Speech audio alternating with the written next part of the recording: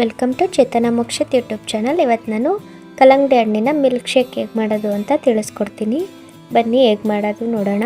ಅದಕ್ಕೆ ಬೇಕಾಗುವ ಪದಾರ್ಥಗಳು ಕಲ್ಲಂಗಡಿ ಹಣ್ಣು, ಸಕ್ಕರೆ, ಹಾಲು ಮತ್ತು ಐಸ್ ಕ್ರೀಮು.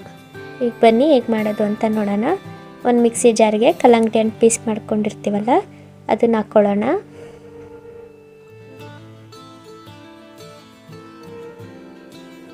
ನೆಕ್ಸ್ಟು ಶುಗರ್ ಎಷ್ಟು ಬೇಕೋ ಅಷ್ಟು ನೋಡಿ ಆ್ಯಡ್ ಮಾಡ್ಕೊಳ್ಳೋಣ.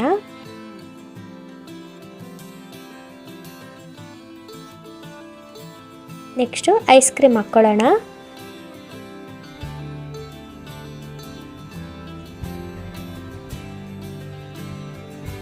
ನೆಕ್ಸ್ಟ್ ಸ್ವಲ್ಪ ಹಾಲನ್ನ ಬೆರೆಸ್ಕೊಳ್ಳೋಣ. ಕಾಯಿಸಿ ಆರಿಸಿರ್ತೀವಲ್ಲ ಆ ಹಾಲನ್ನ